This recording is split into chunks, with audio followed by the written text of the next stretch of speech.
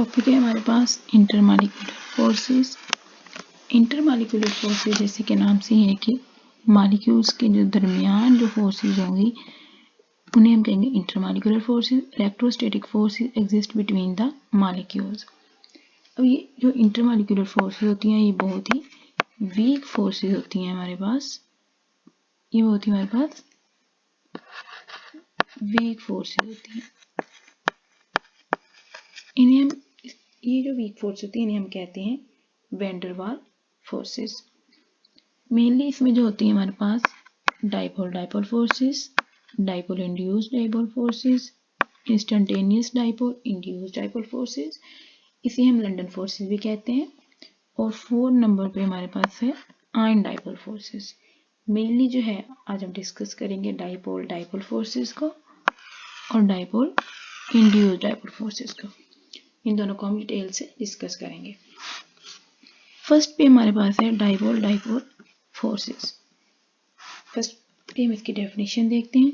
The electrostatic force of attraction between positive end of one molecule and negative end of the other molecule. अब ये इसके नाम से ही हमें पता चलता है, इसका नाम इंडिकेट करता है कि डाइपोल फोर्सेस मीन दो डाइपोल्स के दरमियान जो है जो फोर्स एग्जिस्ट करती है उन्हें हम कहते हैं डाइपोल फोर्सेस। अब डाइपोल्स की बात आई है तो इसका मतलब पोलर मॉलिक्यूल्स के दरमियान एग्जिस्ट करती हैं। अब इसके हम एग्जांपल से देखते हैं। जैसे हमारे पास इसकी एग्जांपल है HCl का मॉलिक्यूल। ये हमारे पास इसकी ये एग्जांपल है HCl। हम इसको ड्रा करते हैं। ये हमारे पास HCl का मॉलिक्यूल है, सेकंड ये HCl का मॉलिक्यूल है, थर्ड ये HCl का मॉलिक्यूल है।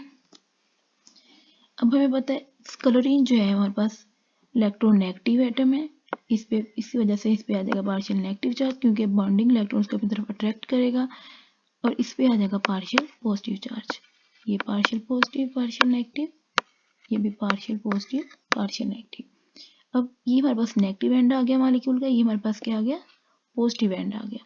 अब ये देखिए एक ही मॉलिक्यूल में दो तरह के चार्जेस जो है वो डेवलप हो गए। इसे हम कहेंगे हमारे पास क्या बन गया डाइपोल बन गया इसका।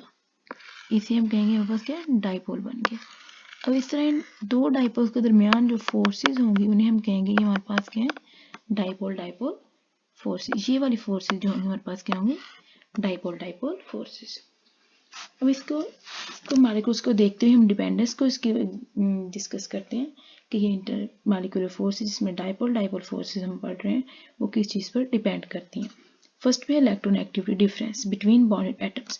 बॉन्डेड एटम में ये देखें जैसे क्लोरीन और ये हाइड्रोजन एटम है जिनके दरमियान बॉन्ड बना हुआ है। इनके दरमियान जितना इलेक्ट्रोनेगेटिव डिफरेंस जितना ज़्यादा होगा उतना ही क्या होगा पार्शियल नेगेटिव और पार्शियल पॉजिटिव चार्ज जो होगा उतना ही ज़्यादा स्ट्रॉन्ग होगा।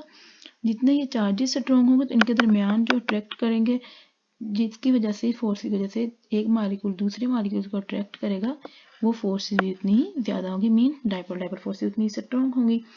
जितनी मतलब इलेक्ट्रोनेगेटिव डिफरेंस हमारा ज़्यादा होगा उतने ही हमारे पास क्या होंगे ये जो डाइपोल फोर्सेस हमारे पास वो भी उतनी ही स्ट्रॉन्ग होंगी। Second factor distance between molecules. अगर डिस्टेंस जितना देखिए जितना डिस्टेंस जो है कम होगा मॉलिक्यूल्स के दरमियान उतनी वो स्ट्रॉन्गली दूसरे को अट्रैक्ट करेंगे जिसकी वजह से क्या होगा जिसकी वजह से इसमें डाइपोल फोर्सेस भी उतनी ज़्यादा होगी। डिस्टेंस ज़्यादा होगा तो फोर्सेस कम होगी, डिस्टेंस कम होगा तो फोर्सेस ज़्यादा होगी। डिस्टेंस ज़्यादा तो हमारे पास डाइपोल फोर्सेस जो है वो कम हो जाएगी। ठीक है। नेक्स्ट इसकी अगर हम इसको गैस स्टेज में अगर हम डिस्कस करें तो देखिए जब हमारे पास अगर हम इसको गैस स्टेज में देखते हैं तो क्या होगा गैस स्टेज की हम बात करें लेट्स सपोज ये हम डिस्कस करें गैस। पता है कि गैस के जो मॉलिक्यूल्स होते हैं वो उससे बहुत दूर होते हैं।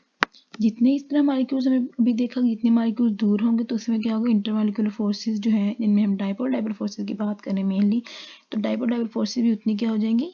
जितना मॉलिक्यूल दूर होगा तो इसके दरमियान डाइपोल फोर्सेस भी उतनी ही वीक होगी। जितना डिस्टेंस ज़्यादा डाइपोल फोर्सेस उतनी ही वीक होगी। इसलिए हम कहेंगे गैस फेज में क्या होगा ये फोर्सेस जो है बहुत ज़्यादा वीक हो जाएंगी।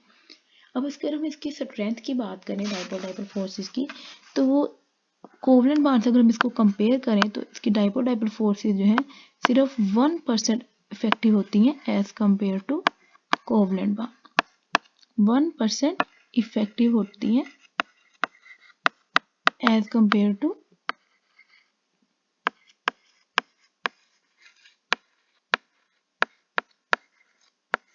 Covalent bond. 1% इफेक्टिव होती हैं सिर्फ। और इसके अब हमें पता है कि जो डाइपोल डाइपोल जितने मॉलिक्यूल के दरमियान डाइपोल डाइपोल फोर्सेस स्ट्रॉन्ग या वीक होंगी उसके अकॉर्डिंग ही हमारे पास जो पैरामीटर्स होते हैं, जैसे कि हमारे पास मेल्टिंग पॉइंट्स होता है या बॉइलिंग पॉइंट्स हैं, वो भी उस चीज़ पे डिपेंड करेंगे। तो क्या होगा कि जितने ये डाइपोल डाइपोल फोर्सेस जो हैं, ये जो हम डिस्कस कर रहे हैं डाइपोल डाइपोल फोर्सेस, अब हम बात करते हैं मेल्टिंग पॉइंट्स की। हमने बात की पैरामीटर्स, जितनी फोर्सेस स्ट्रॉन्ग होंगी उतने क्या होगा melting points, boiling points,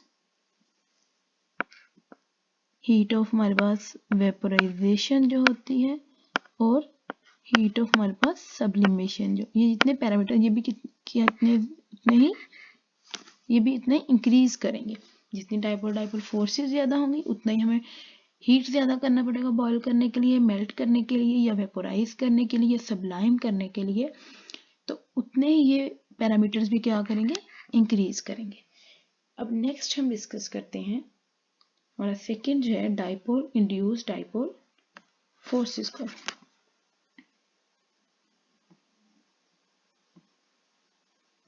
next हमारे पास है डाइपोल इंड्यूस डाइपोल फोर्सेस।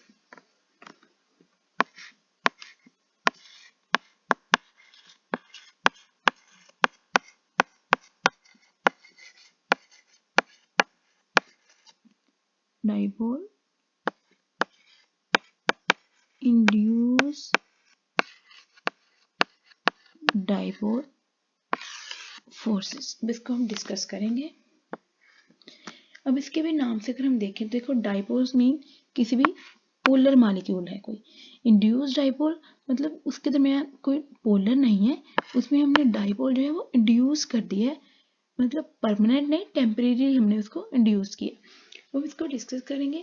तो ये क्या होगा कि एक हमारे पास कोई पोलर मॉलिक्यूल होगा मतलब परमानेंट डाइपोल, दूसरा हमारे पास इंड्यूस डाइपोल किसमें होगा, कोई हमारे पास नॉन पोलर मॉलिक्यूल है, इसके दरमियान फोर्सेस ये जो होंगी उन्हें हम कहेंगे dipole induce dipole forces. Let's suppose हम एक फिगर बना के डिस्कस करते हैं। ये हमारे पास कोई परमानेंट पोलर मॉलिक्यूल है, ये हमारे पास क्या है कोई नॉन पोलर मॉलिक्यूल है।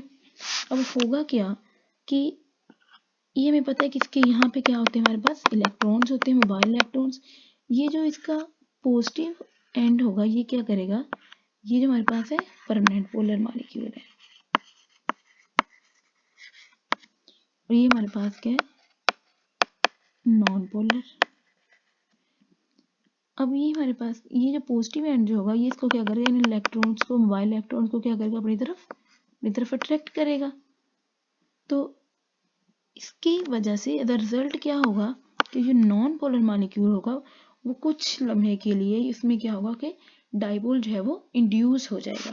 वो किस तरह की शेप अटेन कर लेगा, ये तो हमारे पास आ गया पोलर, तो ये नॉन पोलर भी क्या बन जाएगा, इसके नेगेटिव मोबाइल इलेक्ट्रॉन एक तरफ आ जाएंगे, ये पॉजिटिव एंड जो है दूसरी तरफ चला गया, और अब इसके दरमियान क्या हो गई फोर्सेस।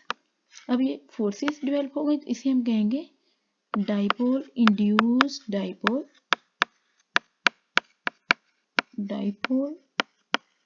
Induced dipole forces. इन्हीं डाइपोल इंड्यूस्ड डाइपोल फोर्सेस को हम डी बाय फोर्सेस भी कहते हैं, या हम इसे क्या कहेंगे डी बाय फोर्सेस।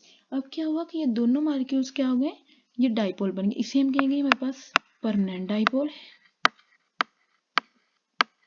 ये हमारे पास परमानेंट डाइपोल है और ये हमारे पास क्या है, इंड्यूस डाइपोल है, क्योंकि इसमें हमने डाइपोल इंड्यूस किया है खुद। तो ये हमारे पास क्या आ गया, इंड्यूस डाइपोल। मीन्स कि पोलर और नॉन पोलर मॉलिक्यूल्स के दरमियान जो फोर्सेस एग्जिस्ट करेंगी तो उन्हें हम क्या कहेंगे, डाइपोल इंड्यूस डाइपोल फोर्सेस। कैसे एग्जिस्ट हुए कि पोलर मॉलिक्यूल का जो पॉजिटिव एंड था वो क्या करेगा, इन मोबाइल इलेक्ट्रॉन्स को तरफ अट्रैक्ट करेगा, जिसके रिजल्ट में हमारे पास क्या होगा, ये भी एक डाइपोल बन जाएगा और इसके दरमियान क्या हो जाएंगी, फोर्सेस एग्जिस्ट करेंगी, जिन्हें हम कहेंगे डाइपोल इंड्यूस डाइपोल फोर्सेस। ये थे हमारे आज के दोनों टॉपिक, डाइपोल फोर्सेस और डाइपोल इंड्यूस डाइपोल फोर्सेस।